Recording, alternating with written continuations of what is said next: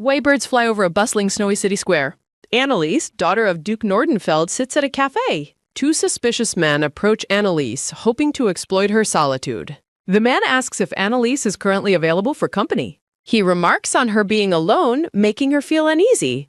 Annalise claims she is waiting for family, but they persist. The orange-haired woman looks away nervously as the men corner her. A white wolf suddenly appears, startling everyone at the table. The brown-haired man reacts with shock at the wolf's appearance. Lucille, the Duke's fourth son, makes a formal appearance. The silver-haired boy asks Annalise if these strangers are friends. The men mock the small child, questioning his family status. The man dismissively tells Lucille to leave while they take Annalise. Annalise and the stranger react with confusion to the tense atmosphere. Lucille identifies them as villains and summons a massive glowing wolf. A black-haired boy suddenly attacks the men from the side. A voice apologizes to Annalise as the combatants move quickly. Edwin, the third son, apologizes for arriving late to help. Annalise scolds her brothers for attacking before asking any questions. Edwin and Lucille bicker while the white wolf stands guard. Julius observes that the men intended to take Annalise away. The brothers realize the gravity of the attempted kidnapping. Julius, the second son, offers the men a choice of punishments. The brown-haired man screams in terror at the impending retribution. Annalise tries to stop the brothers from escalating the violence further. The orange-haired woman warns the men to flee immediately. Annalise reacts with surprise as she is suddenly pulled away. Wilhart, the eldest son, reveals himself while holding his sister. The brothers watch as the cowed men are dealt with.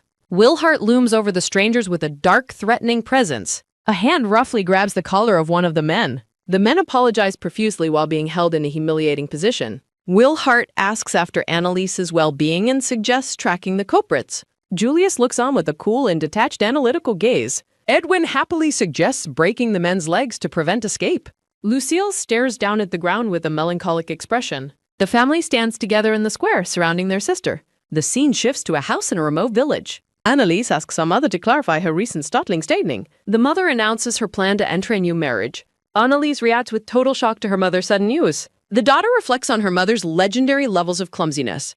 Flashbacks depict the mother failing at laundry and breaking dishes. Her mother's eccentric cooking attempts resulted in bizarre and unappetizing meals. An embroidery project meant to be a cat looks unrecognizable. Annalise wonders who could possibly want to marry her mother. The daughter watches her mother sleep, lost in deep thought. Memories surface of Annalise feeling isolated from normal happy families. A framed image of a bright field represents a cherished memory. Younger versions of the pair share a warm, affectionate hug. Looking out at the night, Annalise hopes that as long as her mother is happy, everything will be fine. Under a clear sky, the orange-haired girl stands in a garden with a stunned and breathless expression. The scene shifts to a massive, pristine white mansion shimmering under the bright sun. A row of servants in formal attire bows deeply to welcome their guests. A distinguished man with silver hair is introduced as a true noble. The Duke greets Annalise warmly while a maid asks if she may take her luggage. The Duke apologizes for the commotion, leaving Annalise questioning what kind of strange household she has entered. A maid closes her eyes with a refined, graceful air amidst a shower of sparkles. Surrounded by hearts, the Duke shares a tender and affectionate embrace with his new family. Annalise stares in utter shock, her mind racing as she realizes something is terribly wrong. Panicked, Annalise sprints through the grand hallway screaming for her mother to stop.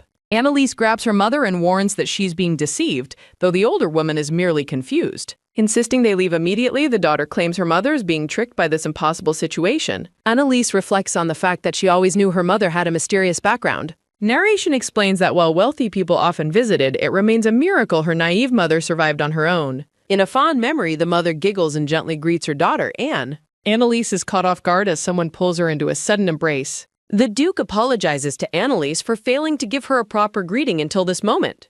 The silver-haired nobleman looks on with a solemn and deeply contemplative gaze. As the Duke begins to explain himself, he is interrupted by a stern voice calling for his father. A tall, black-haired man in a dark coat appears, making Annalise wonder who he could be. The Duke introduces his eldest son, Wilhart, admitting he has already handed most of his responsibilities to him. A brief transition occurs as the atmosphere shifts within the Grand Palace.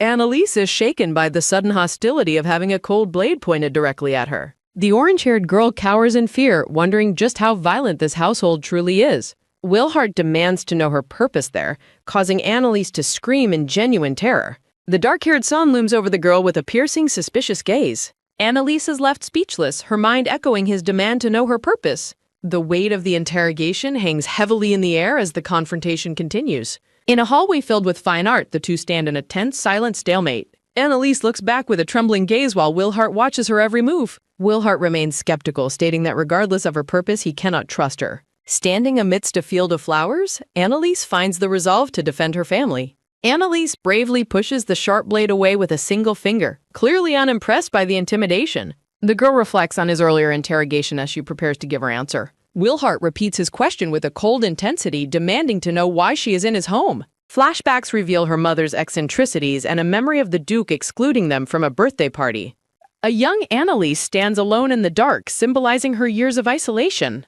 A voice from the past suggests that the mother simply wanted private time with her daughter. Memories surface of the pair doing chores together as Annalise reflects on her lonely childhood. A beautiful portrait highlights the mother, who remains the central figure in Annalise's life. The two share a warm moment in the past, their bond visible through a gentle touch. Clenching her skirt, Annalise insists to herself that her mother would never trick anyone for money. Annalise stands her ground against the elder son, refusing to be intimidated by his weapon. When Willhart asks for proof, Annalise reacts with indignant shock at the demand. Annalise claims her mother's personality is proof enough, but Willhart argues that anyone can fake their character. Willhart notes that people flock to their ducal house for status, especially since her mother is now the Duchess. The blade remains dangerously close as Willhart admits it is only natural to be suspicious. Annalise counters by asking if it wasn't the Duke himself who chose to marry her mother. Willhart is stunned into silence as his sister's reflection remains fixed in his wide blue eyes. Orange-haired Annalise stands confidently amidst a field of vibrant yellow flowers. Willhart holds his sword to Annalise's neck in the decorated hallway. Annalise breaks into a cold sweat as the confrontation reaches its peak. Internally, Annalise panics, wondering what she was thinking by provoking the elder son. She continues spiraling, lamenting that she accidentally called the Duke an incompetent fool. Dropping her pride, Annalise bows deeply and begs for forgiveness from Willhart. She continues her frantic apology, admitting she went too far with her comments. Raising a finger, Annalise tries to explain herself while Willhart remains unmoved. Willhart lets out a heavy sigh and begins to lower his weapon. Willhart sheaths his blade while Annalise celebrates her narrow escape from death. Willhart coldly states that he still has no reason to believe her claims. He explains that questioning her presence now would be challenging his father's judgment. Staring back as he walks away, Willhart notes that is the only reason she remains. Frustrated by his arrogance, Annalise calls out for him to wait a moment. Willhart ignores her and departs, leaving an enraged Annalise alone in the hall. After finally making it outside, Annalise reflects on Willhart's refusal to give her directions. Suddenly, a massive blast of water douses Annalise from head to toe. Edwin laughs from a window, mocking her for being soaking wet and pathetic. Gasping in surprise, the dripping wet Annalise wonders if a thief attacked her. Edwin leans out, accusing her of only being there to steal the family fortune. Annalise recalls the cold interrogation she just endured from his older brother Willhart. Edwin continues his verbal assault, claiming the Duke isn't bored enough for commoners. The young boy laughs triumphantly, clearly enjoying the chaos he caused his new sister. Fed up with the disrespect, Annalise slams a metal bucket onto Edwin's head. As Edwin screams in shock, Annalise stands over him with her hands on her hips. Edwin struggles with the bucket over his eyes, calling her a total brat. Retorting that he is the brat, Annalise asks if he thinks he'll get away. The sudden realization of the consequences causes the black-haired boy to freeze in terror. Annalise leans in with a smug grin, asking if he minds if she tells father.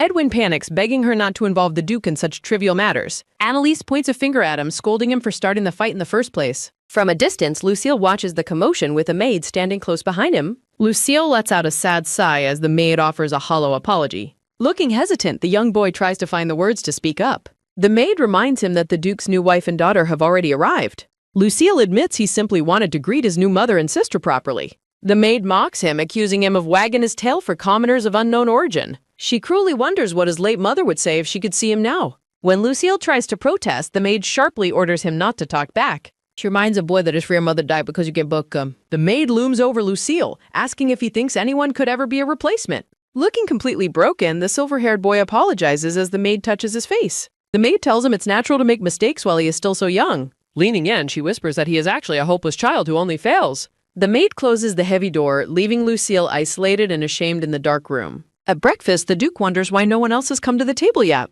The Duke apologizes to Annalise, assuming the others are just feeling a bit shy. Annalise becomes irritated, realizing that her brothers are actually just ignoring her existence entirely. The parents continue their meal together in a comfortable, quiet atmosphere. Annalise eats with her cheeks puffed out, clearly annoyed by the dysfunctional family dynamics. Thinking about the 5-year-old fourth son, Annalise finishes her meal. The Duke and his new wife share a pleasant morning breakfast. The Duke expresses his desire to meet the fourth son, Sue. Mother announces their immediate departure, catching Annalise completely off guard. The couple shares a tender moment surrounded by a floral background. A shocked exclamation rings out over a view of the mansion. The couple departs for their trip, leaving a stoic Annalise behind. Annalise processes her parents' sudden departure with a serious expression. Annalise asks a purple-haired maid for the location of the kitchen. The maid provides a dismissive and vague response before walking away. Annalise is left alone in the hallway after the maid's departure. Dejected, Annalise laments the cold reception she receives from the staff. Annalise reflects on the difficult social position she now occupies. She realizes the household staff finds serving a former commoner infuriating. Annalise contemplates the competitive nature of the Duke's household staff. Sitting alone in her room, Annalise feels isolated and lonely. Annalise struggles with the inability to light a simple fire herself. Narration explains the mansion's reliance on magical tools for illumination. Historical text details the shift toward magic-powered tools in daily life. Annalise observes the magic lamp, unsure of how it functions. She decides to test the handbell sitting on her table. A loud ringing sound fills the room as Annalise shakes the bell. Annalise feels a brief moment of hope after hearing the boo.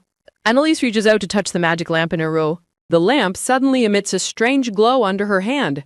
A nearby maid is startled by a sudden loud noise. The maid enters to find a shattered lamp and a startled Annalise. The maid angrily interrogates Annalise about the broken property. Annalise reflects on her inherent inability to control magical tools correctly. A flashback reveals Annalise being scolded for her clumsy magic. The maid harshly scolds Annalise for breaking the expensive magic lamp.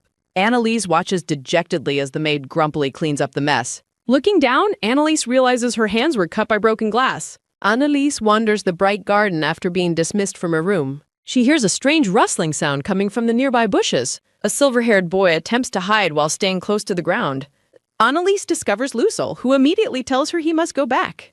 Annalise stares at the young boy's large, wide blue eyes. Lucille is startled when Annalise asks about his true identity. Annalise asks if he is by any chance the fourth son. The panicked boy apologizes and runs away as Annalise calls out. Annalise worries that her face might have frightened the young boy. A small gray puppy approaches Annalise from behind in the grass. The adorable creature playfully bites the edge of her long breasts. Annalise gently lifts the fluffy gray puppy into her arms. The red-eyed puppy looks at Annalise with an incredibly cute expression. Annalise lets out a surprised sound as the puppy licks her face. She giggles as the playful animal's affection tickles her face. Annalise looks up in surprise when she's suddenly addressed. Edwin angrily demands to know what Annalise is doing in the garden. Edwin is about to reveal something as Annalise lets out a startled scream while holding a small gray cat. Edwin declares he is going to inform his older brother of the situation immediately. A hand suddenly covers the black-haired boy's mouth as he tries to protest the interference. Annalise looks completely panicked while demanding that the situation remain a total secret. Annalise physically restrains Edwin, insisting that he remain silent despite his attempt to speak. Annalise claims the animal is the youngest son's dog, leaving Edwin looking entirely bewildered. Annalise describes the silver-haired, blue-eyed young boy she believes is the youngest son of the house. Annalise reflects on the boy she saw, concluding that he must be Lucille. Annalise justifies her actions by thinking about how common it is to want to hide a pet from parents. Annalise pleads with Edwin to keep the secret, fearing the boy's friend will disappear if he is caught. Annalise delivers a final desperate plea for total secrecy regarding the hidden animal. Annalise clasps her hands together in a prayerful gesture, closing her eyes tightly while begging for compliance. Edwin stares at the orange-haired girl with a stunned and sweat-dropped expression. Edwin points a finger at Annalise, shouting that he refuses to be tricked by her antics. Edwin accuses Annalise of using Lucille as a convenient excuse to meddle with a person who ignores her. Edwin yells at her, questioning how he could possibly interact with someone who never leaves their room. Edwin rubs his chin thoughtfully while Annalise watches him with a confused and questioning look. Edwin runs away, shouting that he will only overlook her behavior this one time as she calls after him. A flashback shows a young silver-haired boy standing alone in a dark, cold hallway outside a grand door. The young boy, Lucille, gasps for breath while reflecting on the arrival of a new person in the house. A close-up shows the young boy's wide, fearful eye as a voice harshly demands to know what he is doing. A maid with blunt bangs stands over the trembling boy, scolding him for leaving his room without permission. The maid cruelly reminds the apologizing boy that his very birth caused his mother's death. The maid claims the Duke only lets the boy stay in the mansion out of pity for his late mother. The maid pauses her lecture, looming over the child as the oppressive atmosphere deepens. The maid leans in and maliciously suggests that the boy will be discarded once his older brother inherits the title. The maid points out that the boy's brothers never visit, instructing him to be a quiet, good boy. The maid denies the boy dinner as punishment and forces him to promise to tell his brother that everyone is kind. A close-up shows the maid's cold, menacing gaze as she dictates the lie the boy must tell. The maid uses her hands to physically force the boy's face into a pained, artificial smile. The maid claims she is the only person on the boy's side while he stares blankly with forced joy. In the present, Annalise walks down the dark stairs at night thinking to herself that she is thirsty. Annalise reflects on how the household habits have changed since the Duke's departure as she walks. Annalise stops in the dark hallway wondering what the strange shape lying on the floor could be. A close-up shows Annalise's green eye widening in shock as she realizes what she is seeing. Annalise finds Lucille collapsed and shivering on the floor in the middle of the dark hallway. Annalise rushes to the young boy's side as he whimpers in pain. Annalise recalls the cruel words about the boy's mother's death and his supposed punishment. The memory of the maid claiming the boy's brothers do not care about him echoes in the darkness. A close-up shows a fading, blurry vision of a hand reaching out through the darkness. The young boy reflects on his intense sadness and hatred for his lonely circumstances. Annalise's voice gently instructs the boy to calm down and breathe as she comforts him. Lucille looks up at the kind, smiling girl and wonders if she is his mother. A vision shows Annalise cradling the young boy in a warm field of bright yellow flowers. Lucille sleeps peacefully in a bed, finally safe and resting after his ordeal. Annalise sits by the bed, noting that the child's room is unnaturally tidy and devoid of personality. Annalise looks toward the window with a somber and introspective expression. Lucille stirs in his sleep and weakly reaches out to grab Annalise's hand. Lucille slowly opens his eyes and whispers for his mother as he looks at Annalise. Annalise looks down at the boy, wondering if she misheard his faint, desperate call. The silver-haired boy cries while apologizing as the orange-haired girl watches him intently. At the breakfast table, the Duke and his wife share a meal while Annalise eats quietly beside them. A hand gently touches the face of the sleeping silver-haired boy as he rests. Sitting beside the sleeping boy, Annalise contemplates staying with him through the night. Sunlight fills the room as Annalise wakes up in her grand bed the next morning. Narration reveals that Annalise ultimately stayed in Lucille's room until dawn the previous day. Still feeling the effects of her long night, Annalise lets out a tired yawn. A brown-haired maid peeks through the door, asking Annalise what she needs. Annalise smiles brightly at the maid, appearing much more cheerful than before. Looking surprised, Annalise processes the maid's response as a small, purple-haired mascot appears below. As they walk through the hall, the maid addresses Annalise as Madam, much to her surprise. Lucille looks up with wide blue eyes, seemingly surprised by something he just heard. Annalise asks a question about yesterday while looking back with a joyful expression. Surrounded by flowers, the young boy reflects on the worry someone expressed for him. Standing by the doorway, Lucille begins to explain his actions from the previous day. Fidgeting with the laces of his shirt, Lucille shyly tries to thank Annalise for her kindness. The maid reacts with mild surprise as Annalise watches her with an expectant look. The maid acknowledges the situation with a calm but serious expression. Annalise beams with a wide smile, stating that she understands the maid's point. Leading Lucille by the hand, Annalise asks the maid if they can go for a short walk. With a sudden burst of energy, Annalise brushes past the startled maid. Annalise carries a shocked Lucille through a field of bright yellow flowers. The brown-haired maid shouts after them, protesting their sudden departure. Running toward the garden, Annalise waves back and promises to return later. Annalise pulls Lucille into a warm embrace amidst a background of white lilies. After reaching a quiet spot, Annalise apologizes for bringing Lucille there so abruptly. Lucille reacts with a startled gasp as Annalise notices his frightened expression. Lucille mentions being a lot of trouble, prompting a confused reaction from Annalise. The two children stand in the garden looking directly at one another. Placing her hands on his shoulders, Annalise gets an affirmative response from the young boy. Lucille looks relieved as the tension from their previous encounter finally fades. Annalise flashes a bright, happy smile while admitting how worried she had been. The pair continues their stroll through the lush, sunlit garden of the mansion. Lucille nervously mentions that he has never fed the animal before. Annalise happily feeds a piece of bread to the gray puppy as Lucille watches in awe. The puppy excitedly jumps up toward the silver-haired boy. Lucille laughs with pure joy as the playful gray puppy licks his neck. Watching the boy and the animal play, Annalise wears a soft, contented smile. A chibi Annalise wonders if the puppy has grown larger since the previous day. The group plays together in the grass as the puppy leaps high to catch a skick. From behind a tree, the black-haired boy watches the scene with his arms crossed. Standing among the white flowers, Edwin calls out to grab their attention.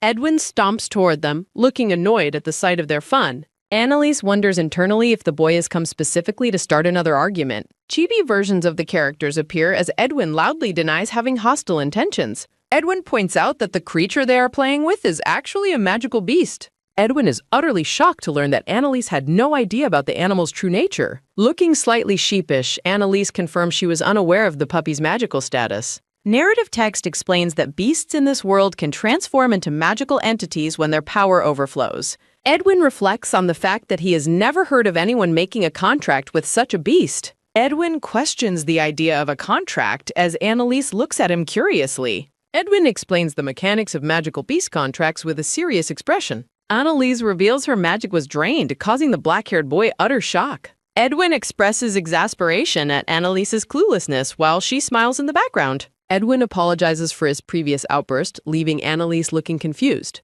Edwin reflects on his irritation with a sheepish and slightly frustrated gesture. Edwin continues his explanation as Annalise watches him with wide green eyes. Annalise praises the young boy's admirable efforts with a bright, joyful smile. Annalise apologizes for getting carried away in an argument with someone younger. Edwin claims his mental age is superior, while Annalise acknowledges him calmly. Edwin looks up with a bewildered and questioning expression on his face. Edwin questions the use of a formal title for a mere servant. The brown-haired maid addresses Annalise as Madam, leaving her looking surprised. A sudden sharp noise in the garden startles both Annalise and Lucille. Lucille begs the maid to wait as he falls tearfully to the ground. The brown-haired maid orders the boy to stop as she takes the puppy. The maid accuses Lucille of ignoring her to follow Annalise instead. Narration details the maid's pleasure in Lucille's cries and her manipulation. Text indicates that this cycle of suffering has always been constant. Annalise embraces the silver-haired boy, contrasting with the maid's previous treatment. The maid expresses intense resentment toward Annalise while grabbing the boy's clothes. The maid stands over a sobbing Lucille in a dark and messy room. The maid commands the crying boy to stop his noise immediately. The maid asks the young boy if he believes he is bullied. The maid asks if he likes her, and he tearfully affirms his loyalty. The maid says it is normal to break toys and offers replacements. The maid states she will carry the boy as he sits brokenly. A hand reaches out with dark intent, mirroring a perversion of kindness. The maid is startled as the boy pulls away from her touch. Lucille looks up in fear as the maid stands tall before him. The boy accidentally breaks a bell, causing him to recoil in sudden terror. Lucille is horrified as the bell shatters on the floor of the room. The boy stares at the broken pieces of his mother's gift in despair. Lucille cries intensely over the shattered remains of his mother's precious gift. The boy screams in emotional agony while the maid watches with satisfaction. A close-up of the maid's eye reveals her cold and manipulative nature. A massive magical beast suddenly appears behind the distressed silver-haired boy. The red-eyed beast growls at the maid, who begs it for mercy. Edwin lets out a terrified scream as he witnesses the monster's presence. Edwin is horrified as the beast attacks the maid while calling for Lucille. Edwin rushes into the room and calls out the silver-haired boy's name. Edwin checks on the boy as the large red-eyed beast limbs nearby. Edwin realizes the creature is a magical beast protecting the silver-haired boy. Lucille remains motionless on the floor as the scene shifts to his perspective. A hand reaches out toward the growling beast in the dark room. The beast growls aggressively as Edwin cowers in fear for his life. A close-up of Edwin's eye shows his absolute terror in the beast's presence. Close-ups focus on the intense expressions of the characters during the confrontation. Annalise steps in front of the beast, shielding Edwin from its aggression. Annalise smiles warmly at the beast, reassuring everyone that it is safe. Lucille looks out at the gray sky during a rainy day. Narrating his past, Lucille recalls finding the collapsed beast outside. A hand reaches down to touch the small gray apple. The red-eyed puppy licks the face of the silver-haired boy. Lucille explains that he played with the beast in secret. Sitting in the garden, Lucille asks if the creature is lonely. A hand gently pets the head of the gray beast. Embracing the animal, Lucille notes their shared sense of isolation. The boy and the puppy share a quiet, affectionate moment. Lucille appears deeply moved while spending time with his new friend. Annalise holds the gray beast close to her face. The puppy bites Annalise's arm, causing her to grunt in pain. Looking at the puppy, Annalise wonders if the creature is lost. Edwin reacts with shock while Lucille cowers behind him. Lucille stares in horror at the injury on Annalise's arm. Edwin rushes to check on Lucille as the boy cries. Edwin asks if Lucille is all right while the boy remains dazed. Blaming himself for the injury, Lucille begins to sob uncontrollably. Annalise turns around to disagree with the boy's self-blame. Seeing the reflection of the children, Annalise continues her denial. Annalise reassures Lucille that the incident is not his fault. The gray beast's teeth sink deep into Annalise's bleeding arm. Guards and the maid burst in, asking if Lucille is safe. A guard accuses the magical beast of attacking the young master. Annalise shields the cowering Lucille and the growling magical beast. Annalise blocks the guard, telling him to wait and stay back. Standing defiantly, Annalise protects both the boy and the creature. The guards and maid express total confusion at Annalise's actions. The maid realizes the situation and immediately blames Annalise. The maid accuses Annalise of beguiling the master and being suspicious. The maid aggressively demands confirmation that Annalise is the culprit. Annalise looks down, sweating as she considers the consequences. Annalise worries that the wrong words will cause Lucille to suffer. Vil arrives asking for an explanation as Edwin defends the beast. The guards and maid bow respectfully as the tall man enters. Vil surveys the room as the beast growls at the newcomers. The massive gray beast looms near the black-haired man. The maid points at Annalise, claiming she allowed the beast inside. Vil inspects the injury as the maid accuses Annalise of beguilement. Lucille shouts out to deny the maid's false accusations. Vil turns his cold gaze toward Lucille and demands an explanation. Lucille and Edwin sit among the debris, unable to find words. Lucille claims the beast is his friend, surprising the elder brother. Vil stares silently at the growling animal on the boar. Lucille wonders how things escalated as he tries to explain. Vil addresses Lucille regarding his claim about the beast's friendship. The tall man stands over his younger brother in the silence. Vil points out that Lucille's actions caused injuries and trouble. Vil asks if Lucille understands the severity of the situation. Lucille bows his head and acknowledges his brother's stern words. As Vil stands over the boys, Annalise watches with internal confusion. Vil notes her severe injury and orders her to get treatment immediately. Annalise loudly rejects the idea that her own physical condition is currently a priority. Lucille and Edwin look up in shock as she questions the blame placed on the boy. Panels show the injured maid and Vil as the situation becomes increasingly unbelievable. Annalise defends the silver-haired boy despite Vil's warnings of her collapsing from blood loss. The girl criticizes the man for expecting too much responsibility from someone as young as Lucille. Vil rubs his head while explaining the heavy burden of duty within a ducal household. Annalise shows her bleeding arm while arguing that he never taught the boy how to handle responsibility. The orange-haired girl defiantly claims she does not care about his family's reputation or house. Annalise asserts that Lucille's well-being should have been the man's primary concern above all else. Vil and Edwin are left speechless by the girl's fierce emotional defense. Annalise turns away, sweating as she senses her strength finally beginning to fade. A close-up of the girl's eye reveals her vision is failing as she becomes lightheaded. The man looks at her with sudden concern as her consciousness starts to slip away. A blurry memory of the man mentioning things he cherishes crosses her mind. Annalise collapses into Vil's arms as he frantically shouts her name in alarm. The orange-haired girl falls back, completely unconscious from her significant blood loss. Vil catches her while the beast growls and Lucille pleads for restraint. The black-haired man prepares a magical vial to deal with the aggressive creature. Vil uses magic to shock the beast and orders its immediate imprisonment in a cage. Vil commands his subordinates to move the silver-haired boy to a different room. A guard bows respectfully while asking about the young master's current status. Looking down at the bleeding girl, Vil orders a doctor to attend to her in a guest room. The man carries the unconscious girl down the hall in heavy, echoing silence. A lingering memory echoes of Annalise demanding he care for Lucille before anyone else. Vil stands among blue flowers as he contemplates the name Will. The scene shifts back in time to show a young, black-haired boy standing alone. A dark-haired woman advises the young boy against being too strict with others. The woman emphasizes that he should be gentler, especially regarding his own family. Young Vil reflects on the immense gifts and burdens received from the moment of birth. The young boy looks off to the side while questioning the nature of his existence. The dark-haired woman comforts the boy by patting his head and agreeing with him. A profile shot shows young Vil looking up toward the light with a curious expression. Vil watches over the unconscious orange-haired girl as she rests in a guest bed. A close-up shows the silver-haired boy looking incredibly sad and small during the aftermath. Annalise remains asleep while the man stands at her bedside in the dimly lit room. A maid and an older man enter the room, apologizing for the sudden intrusion. Vil tells the staff he is counting on them to care for the girl. Edwin storms through the mansion doors as a maid fruitlessly calls after him. The maid insists on a medical examination, but the black-haired boy sharply refuses. Edwin yells for everyone to leave him alone and help those who truly need it. The black-haired boy stands alone in his room, overcome with frustration and shadow. Memories of Annalise's defense and Lucille's cries haunt the boy's troubled mind. Edwin strikes the wall in anger while cursing his own perceived weakness and lack of action. Edwin acknowledges his brother's competence and the silver-haired boy's unexpected courage during the crisis. The boy remembers the orange-haired girl's radiant smile as she stood among the white flowers. A close-up reveals Edwin's intense irritation and internal conflict regarding the day's events. Edwin walks toward a door as his boots click against the stone floor. A hand reaches out to slowly open the heavy wooden door into the next room. Edwin overhears a maid confirming the doctor is currently attending to the stepchild. Two maids whisper outside the door, discussing the etiquette of calling Annalise my lady. The brown-haired maid comments on the rumor that the girl's wound is quite deep. The maid suggests that the incident is a perfect excuse to hide the girl away. Edwin is visibly shaken by the maid's cruel intent to isolate the commoner's daughter. A close-up shows Edwin clenching his fist in a fit of repressed anger. A maid prepares the bed as she addresses the silver-haired boy.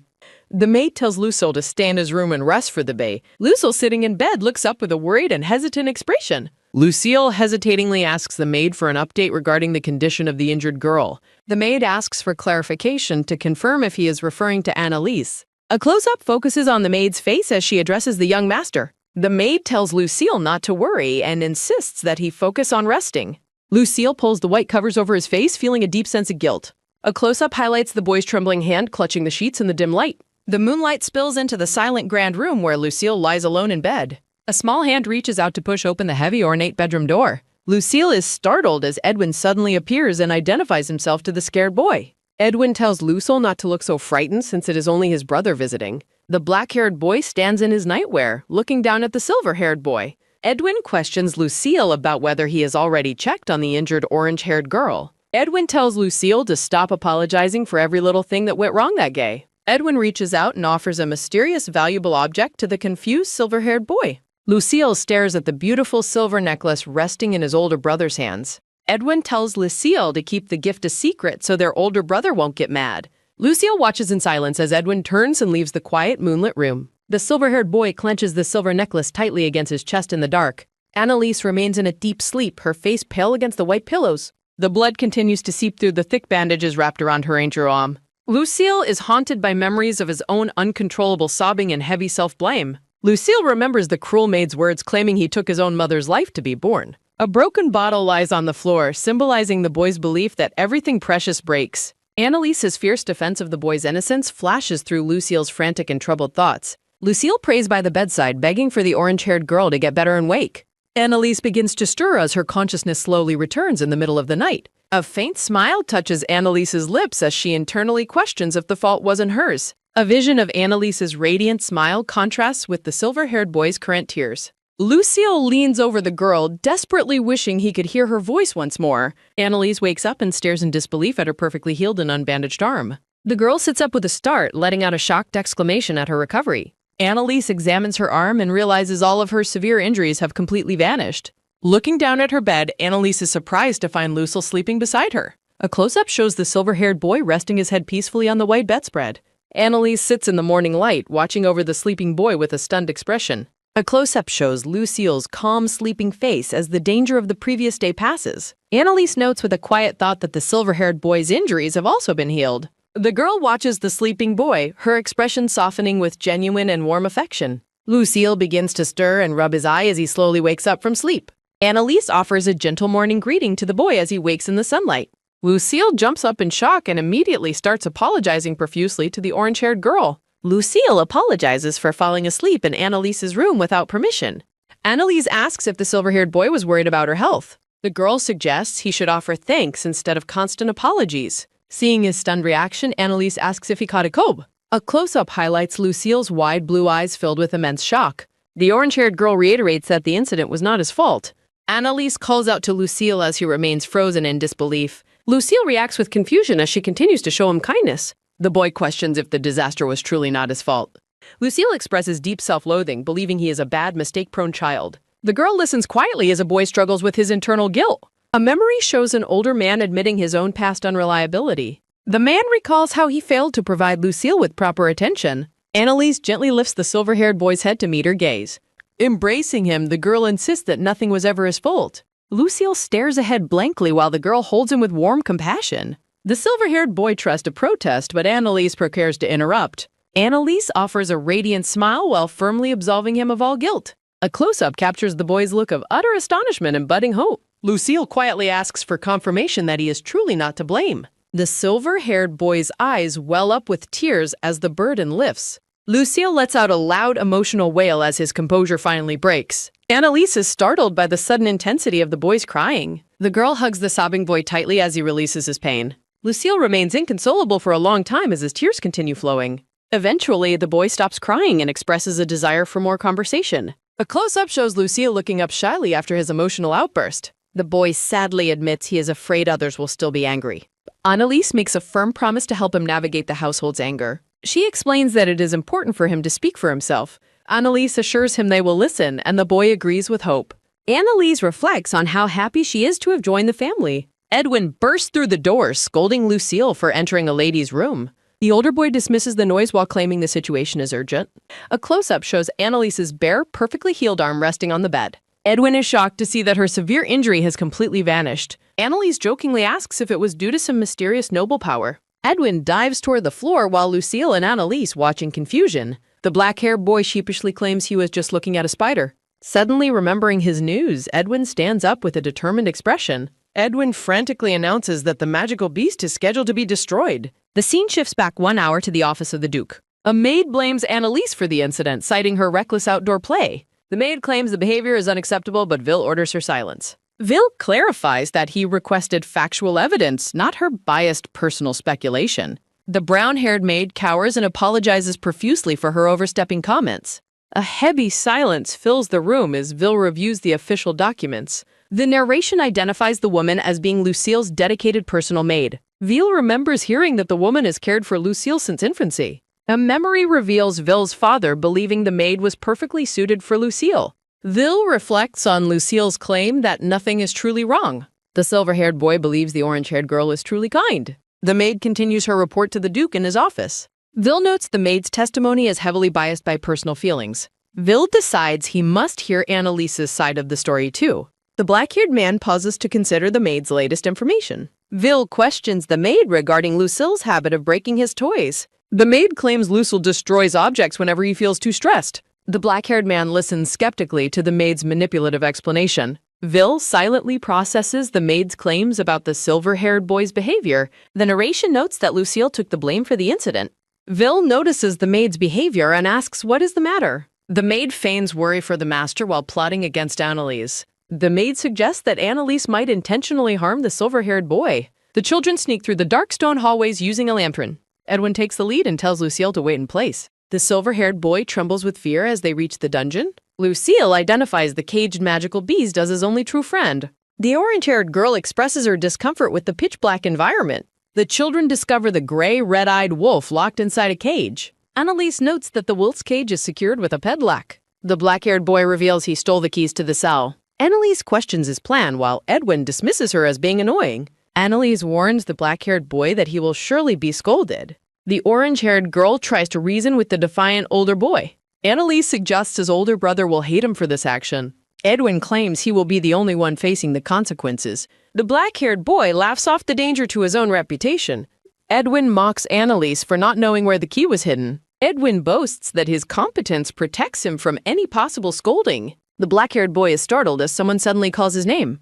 Annalise reassures the silver-haired boy that friends do not need apologies. The brothers share a silent moment before attempting to open the cage. A small hand successfully inserts the stolen key into the lock. The furious maid discovers the children and immediately blames the girl. The maid triumphantly presents the scene to Vil as incriminating evidence. The maid accuses Annalise of using the beast to manipulate Lucille. The maid explains that magical beasts require a source of power. The maid suggests the girl is draining Lucille's high-quality magical energy. I will adapt to this persona, but could you please provide the text you'd like me to read? I'm ready to start when you are. Vil demands an immediate explanation for the children's presence in the dungeon. Vil scolds Edwin for failing his duty to protect his brother. Annalise bravely steps forward to shield Edwin from his brother's glare. Annalise criticizes Vil for using his intimidating presence to silence them. The girl demands that Vil listen to Edwin's perspective first. Annalise admits their plan was to set the magical beast free. Lucio remembers the wolf is a friend he wanted to protect. The orange-haired girl insists that killing the innocent creature is wrong. Vil dismisses the girl's compassion, claiming she understands nothing about beasts. Vil asks if she has ever fed the magical beast human food. Annalise smiles radiantly while feeding bread to the gray wolf. The orange-haired girl looks worried while the black-haired man reflects. A close-up shows hands holding a fresh loaf of bread. Vil declares the magical beast cannot be released and must be disposed of. The black-haired man firmly states the decision has already been made. The black-haired man lets out a soft single-word refusal. Lucille calls out to his brother while expressing his internal dissent. The silver-haired boy cries out, refusing to accept the decision. Lucille lowers his head and begins to make a declaration. The silver-haired boy tearfully insists on taking full responsibility. Lucille shouts his intent to take responsibility, surprising the black-haired man. A soft memory features a smiling woman with dark hair. Vil remains silent as Annalise and Lucille watch him intently. The orange-haired girl apologizes for her reckless behavior and lack of foresight. Annalise looks up and asks if the creature can be saved. The vision of the smiling woman lingers in the quiet atmosphere. Annalise demands that Vil teach the boy how to take responsibility. Vil turns away as the silver-haired boy watches him with hope. The black-haired man speaks the silver-haired boy's name. Vil asks if the boy truly desires to save the beast. The silver-haired boy reacts with shock while the maid stutters. Vil instructs the boy to form a contract with the creature. Vil explains that those with high magic can contract magical beasts. Vil clarifies that the contracted beast will be controlled and harmless. But tense pause follows as the man offers a final warning. Vil warns that the contractor suffers if the magical beast dies. The black-haired man asks the boy for his final decision. The brown-haired maid frantically tries to stop the silver-haired boy. The maid protests, secretly fearing her time with Lucille is ruined. Vil coldly tells the maid to stay out of the matter. The maid claims her long-term service gives her a right to speak. The maid hysterically insists she has been with Lucille the longest. The maid harbors intense, dark feelings regarding her bond with Lucille. The orange-haired girl questions the truth of the maid's intense claims. Annalise gazes at the maid with a look of deep suspicion. The orange-haired girl asks for confirmation regarding the maid's supposed care. The brown-haired maid glares at Annalise with a look of pure rage. The maid screams that she is being insulted after years of service. The orange-haired girl accuses the maid of fleeing from the danger. Annalise recounts how the maid abandoned Lucille during the wolf attack. Annalise points out the boy's fear and improper title for her. The maid desperately calls to the boy as he recoils in fear. The maid manically begs for the boy to confirm their bond. Annalise comforts the terrified silver-haired boy as the maid continues shouting. A close-up captures the boy's intense fear and realization of truth. Vil offers a rare moment of reassurance to the silver-haired boy. The orange-haired girl begins to make a quiet personal confession. The group stands together while the maid remains defeated on the floor. The brown-haired maid stares blankly as her position in the household crumbles. Lucille reveals the maid abused him and blamed him for their mother's death. Lucille confronts the maid, expressing that he has hated her this whole time. The silver-haired boy shouts that he does not like the maid at all. Enraged, the maid screams at the boy, asking who he thinks raised him. Lord Wilhart steps in, demanding the maid stop her outburst immediately. The black-haired man tells the maid this is not a servant's concern. Lord Wilhart glares coldly, asking if he must repeat his command. Guards arrive at the scene, calling out to Lord Wilhart. The black-haired man orders the guards to restrain and remove the maid. The maid collapses in terror as the guards surround her. The maid begs for release, claiming her status with Lady Lumi. The children watch in silence as the maid is dragged away screaming. A small gray wolf looks up at the black-haired man. Lucille and Edwin watch as the gray wolf sits calmly on the floor. Lord Wilhart kneels to resume his conversation with the silver-haired boy. A text bubble asks the boy what he wants to do next. Lord Wilhart waits patiently for the silver-haired boy to respond. The silver-haired boy looks upward, pondering his decision regarding the beast. A gray, textured background provides a transition beat in the story. Official notes confirm the maid's dismissal in the investigation of her crimes. Annalise and Lucille walk together through a bright, sun-drenched corridor. Edwin casually discusses the possibility of losing a limb or an eye. The group stands together while discussing Lucille's lingering sense of terror. Annalise announces her decision to take care of Lucille for a while. In the garden, Lucille reaches out to pet the small gray wolf. A magical blue light glows from the fur of the gray wolf. The gray wolf jumps happily while the family watches in the garden. Lord Wilhart explains how mana influences the behavior of a contracted beast. The black-haired man asks Annalise about the status of her injury. A chibi Annalise realizes she had completely forgotten she was ever injured. Annalise explains to the man that her wound vanished overnight. Lord Wilhart listens as she mentions the boy's confusion about the healing. Annalise asks if something is wrong, but the man says it is nothing. Lord Wilhart offers a sincere apology for his behavior the previous day. The man admits he was arrogant without knowing the full story. Lord Wilhart thanks Annalise for everything she did to help Lucille. The man asks Annalise to keep a close eye on the boy. Annalise looks at the man with a stunned and wide-eyed expression. The orange-haired girl happily promises to take responsibility for Lucille. The black-haired man gazes at the girl's bright and determined smile. Lord Wilhart announces his return to work and turns to leave. Annalise watches the man walk away through the bright garden. The girl reflects that he is not a bad person after all. Annalise recalls the poor treatment she received when asking for water. A memory shows a maid walking past and ignoring the orange-haired girl. Narration notes that the treatment from the other maids did not improve. Annalise doubts that the master has heard about the servant's behavior.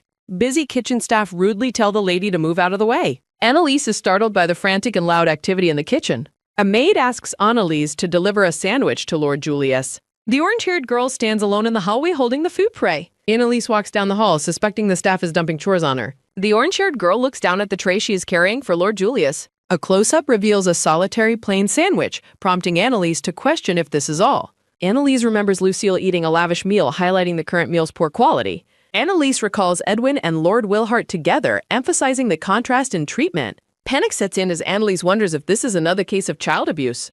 The orange-haired girl stops before a large ornate door, preparing herself for the encounter. A silver-haired young man opens the door and looks at Annalise with mild curiosity. The silver-haired young man reaches out and takes the tray from Annalise's hands. He turns back into the room, dismissively bidding her farewell as she tries to stop him. Annalise bursts into the room, loudly demanding he wait as he looks back at her. A close-up captures the silver-haired young man's distant and melancholic expression amidst blue roses. Lord Julius turns toward the girl, asking why she is shouting for him to wait. Annalise panics internally, desperately trying to figure out how to address the meager meal. Putting on a bright smile, Annalise asks Julius if he is only eating a sandwich for lunch.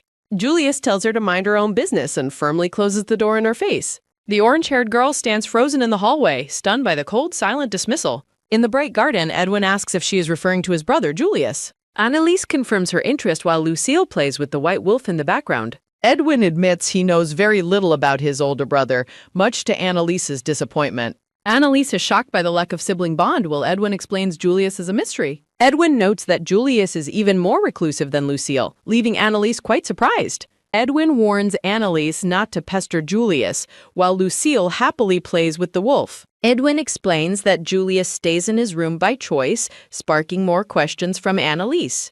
The black-haired boy looks at Annalise as the sun shines through the garden trees. Edwin shares that Julius was deeply attached to their mother and hasn't left his room since she died. Edwin adds that the relationship between Julius and their father is quite strained.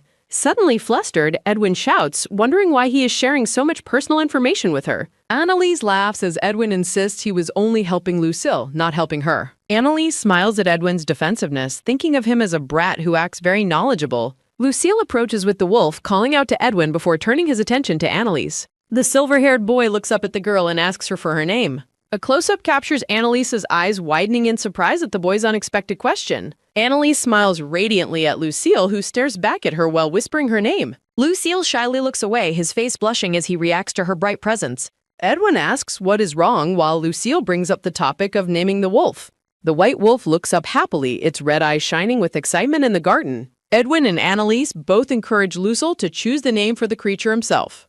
Lucille looks at the wolf thoughtfully, considering the weight of the task. The silver-haired boy grips his sleeve, confessing that he is not good at naming things. Annalise reassures the boy, telling him everything will be fine as she reaches for the wolf. Annalise hugs the wolf, explaining that the name should be what its favorite person calls it.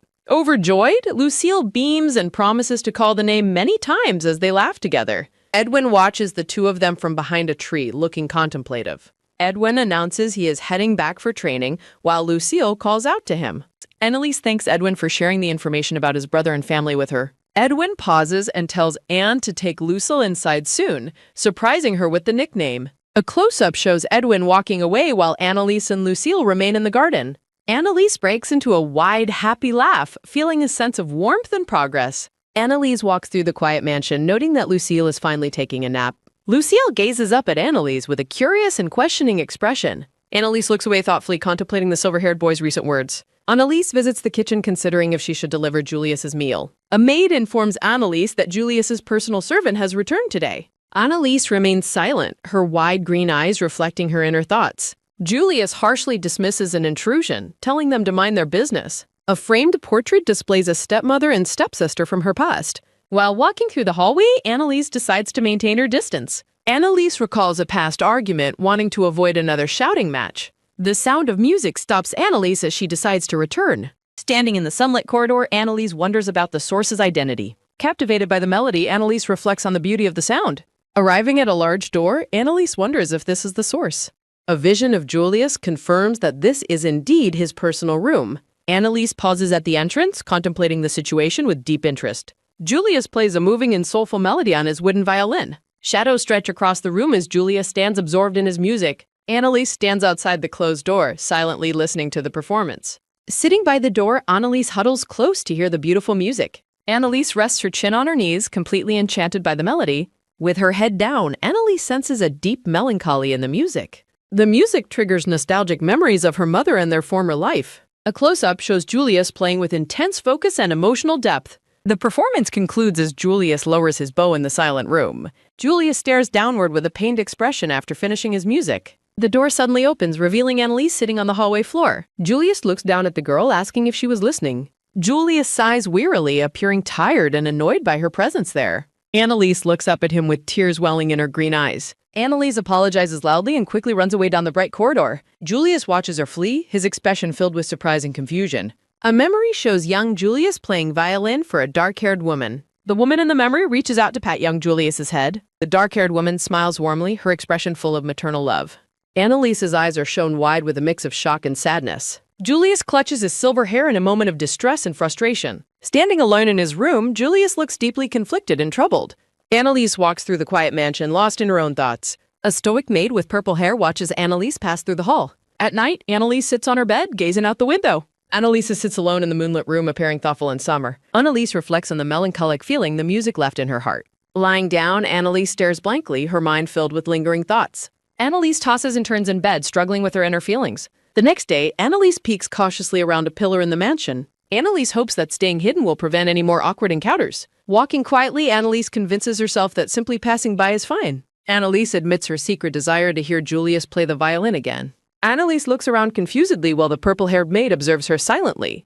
Lost in the hallways, Annalise wonders if she took the wrong turn. Wandering through the mansion, Annalise wonders if she is heading the right way. Annalise expresses surprise that she still has not fully memorized the house layout. A voice suddenly calling her name causes Annalise to react with a start.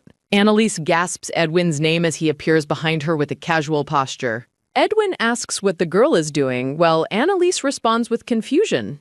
Annalise stops before a pair of grand, ornate doors, letting out a soft sound. The orange-haired girl walks through a brightly lit hallway decorated with many framed paintings. Edwin teases Annalise about stealing valuables, prompting her to shout a firm denial. Edwin jokingly suggests Annalise cannot appreciate art, leaving the orange-haired girl feeling quite offended. Edwin asks if looking at paintings is fun before inviting Annalise inside the room. Entering the gallery, Edwin encourages Annalise to look around for anything that catches her eye. Annalise internally denies her interest in the paintings until she spots something that draws her attention. Annalise stands before a large red curtain frame and reflects on her previous visit there. Annalise calls out to Edwin, who responds with a curious look as he waits. The orange-haired girl points toward the curtain frame and asks what the painting is. Edwin pulls the cord to reveal a portrait of a noble family with their mother. Edwin explains that the portrait was painted while their mother was still alive. A close-up of the woman in the portrait confirms that Lucille is not included. Looking at the family portrait, Annalise realizes why the youngest brother was left out.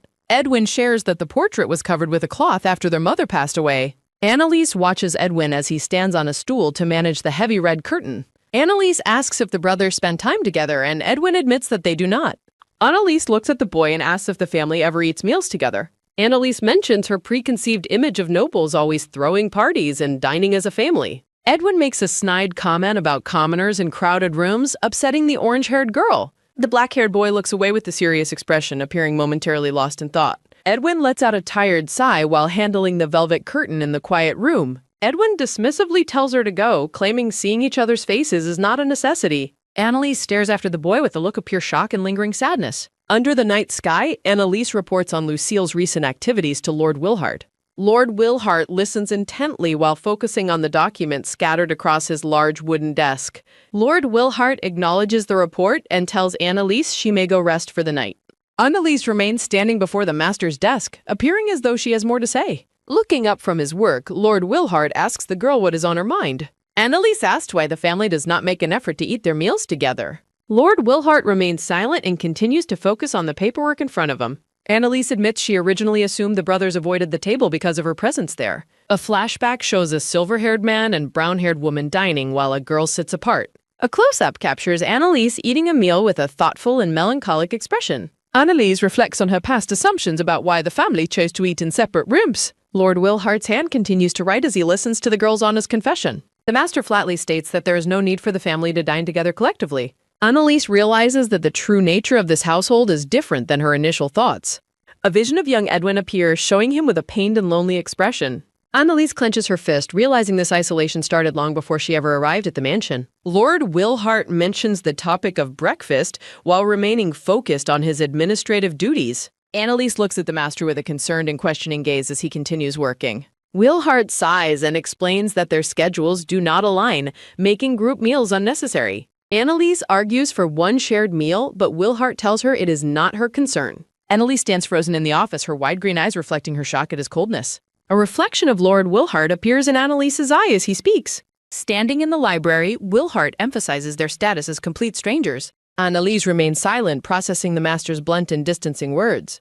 Looking away, Willhart admits that her observations might hold some truth. Annalise bows her head, feeling the weight of the family's isolation. Willhart expresses his gratitude for the care she provides to Lucille. Willhart formally states he never considered her a member of his house. The orange-haired girl stands paralyzed by the master's cold final declaration. A flashback contrasts her lonely past meals with her current situation. Annalise realizes the brother's isolation is not a result of her presence. Annalise argues that the young boy deserves to eat with his family. Willhart dismisses her concerns, claiming a family gathering is simply impossible. Annalise demands an explanation while the master sighs at her persistence. Mentioning Julius, the master remains firm in his refusal to change things. Annalise challenges him, asking if their schedules are the only barrier. The orange-haired girl declares her intent to bring the family together. Lord Willhart looks completely bewildered by the girl's sudden, passionate outburst. The next day, Annalise contemplates her next move in the sunlit garden. Annalise watches from afar as the young boys play outside together.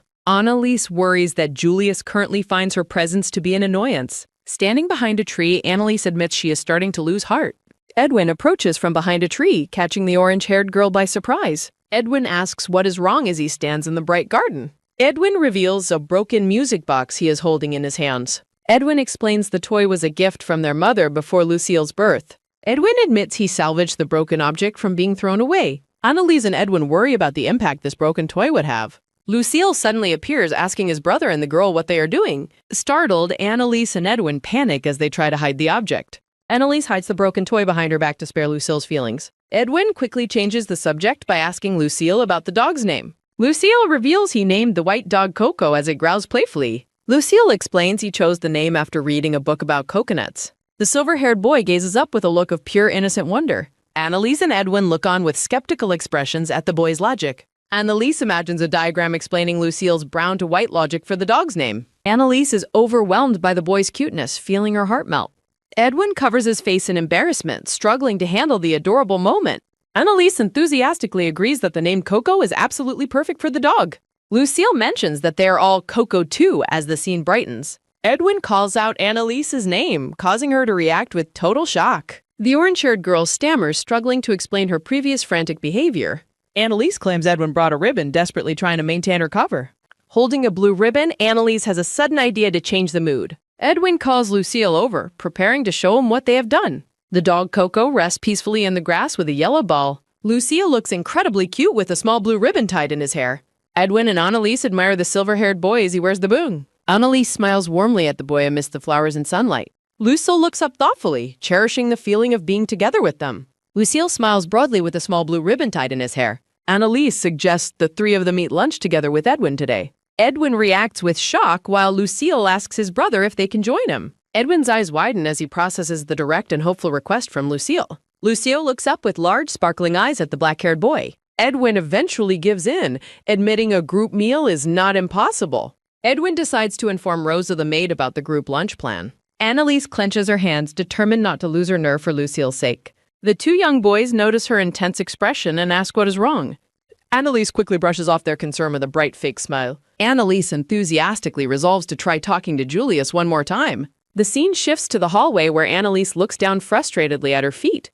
Annalise looks distressed, realizing she cannot find Julius's room anywhere. A purple-haired maid startles Annalise, asking her what she is doing. Annalise reacts with a frantic jump while the maid watches her silently. The maid remains stoic while holding a tray with a sandwich. The maid dismissively tells Annalise to leave as there is nothing there. Annalise walks away, reflecting that the maid's behavior was definitely suspicious. Annalise stops and realizes she missed a critical detail about the meal tray. Annalise recalls the image of the maid holding the food earlier.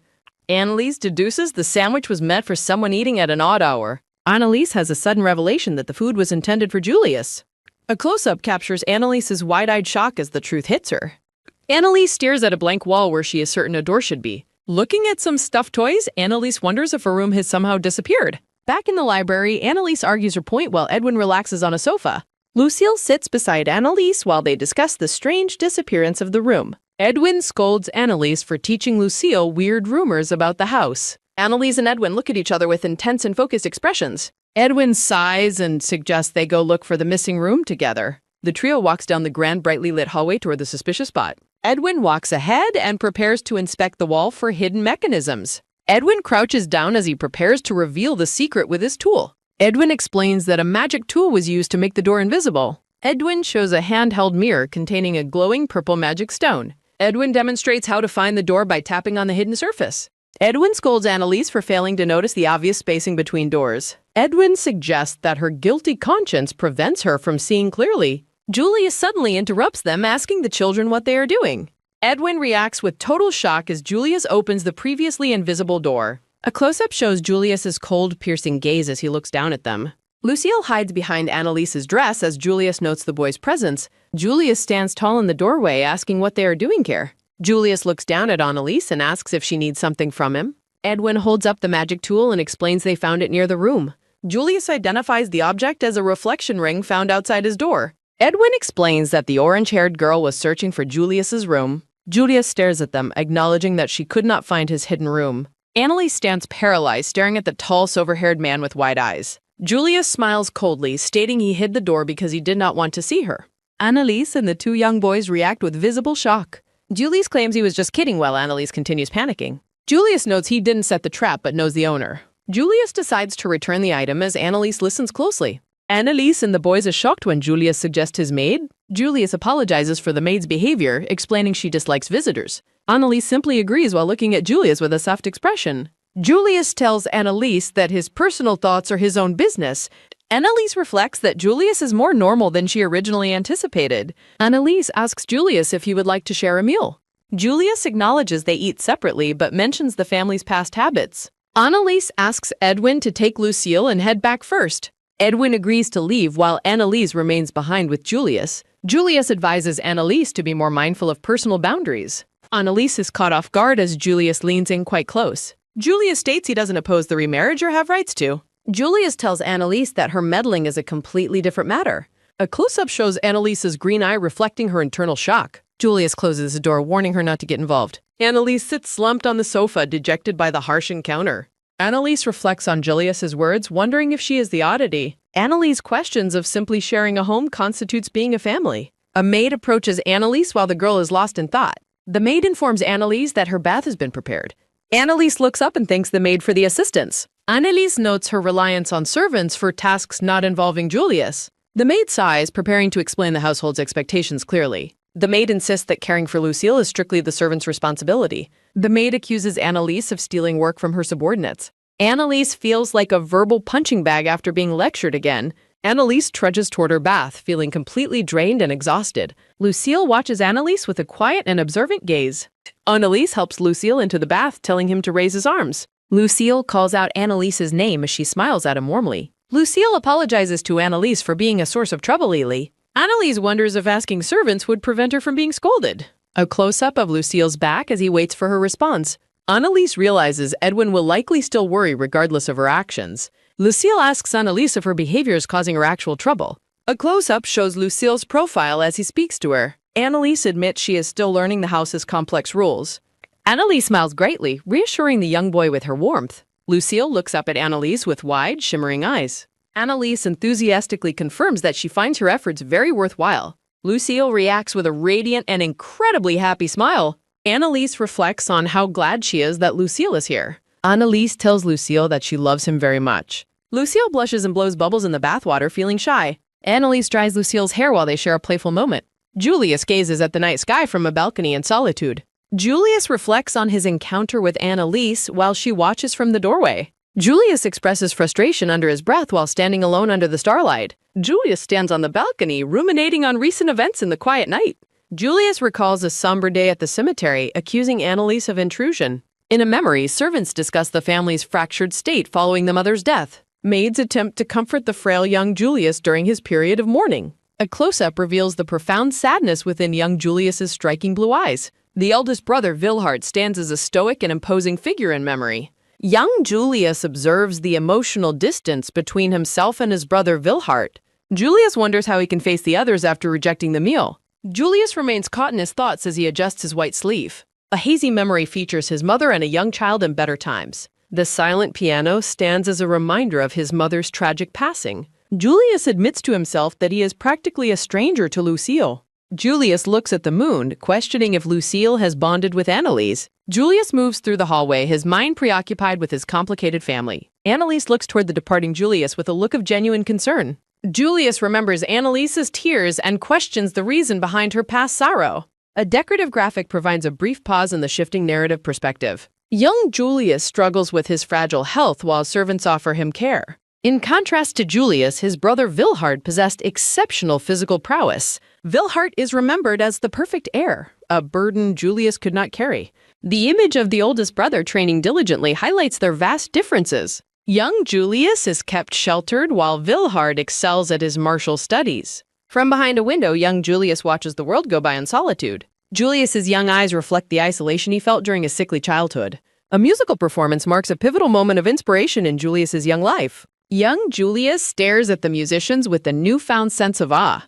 Back in the present, Annalise sits on the sofa in deep contemplation. Annalise's internal monologue reveals she has been overthinking the recent conflict. Julius's warning about personal boundaries echoes painfully in Annalise's mind.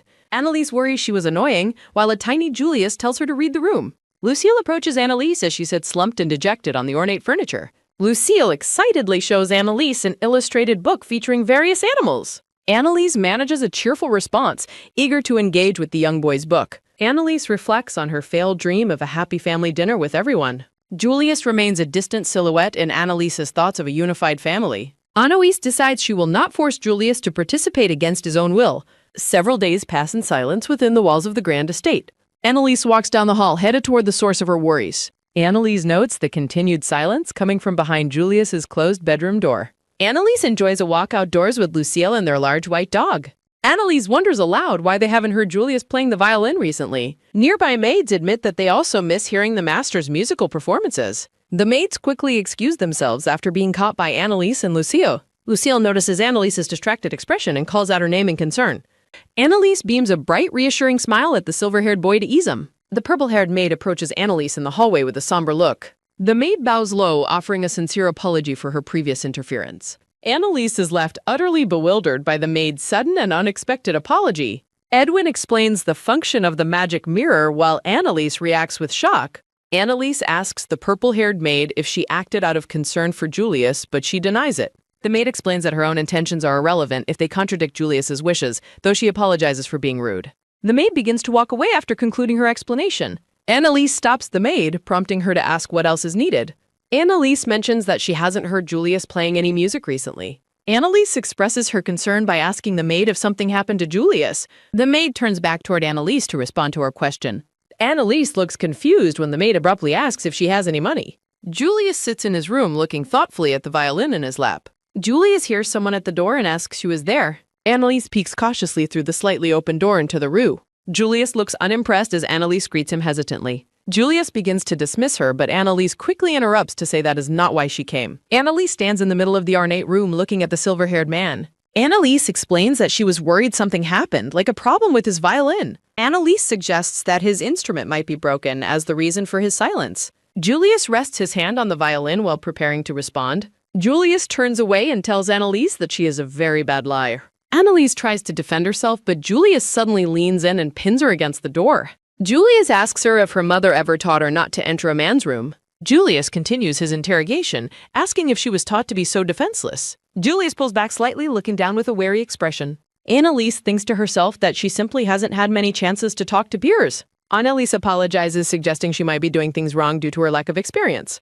Julius asks her who she heard that information from, catching her off guard. Julius walks away, guessing the source, while Annalise insists the person meant no harm.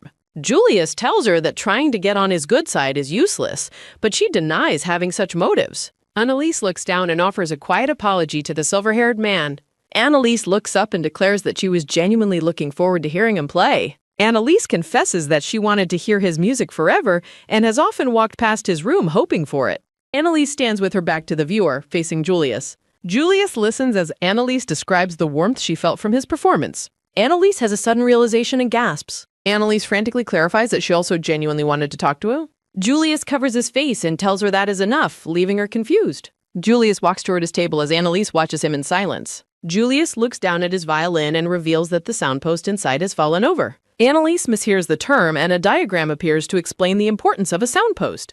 Julius explains that while he can do some maintenance, this specific repair requires a professional craftsman. Annalise asks if that is why he stopped playing, and he confirms it while downplaying it as just a hobby. Julius asks why she is asking, and she is momentarily speechless. Annalise looks at Julius with a serious and contemplative expression.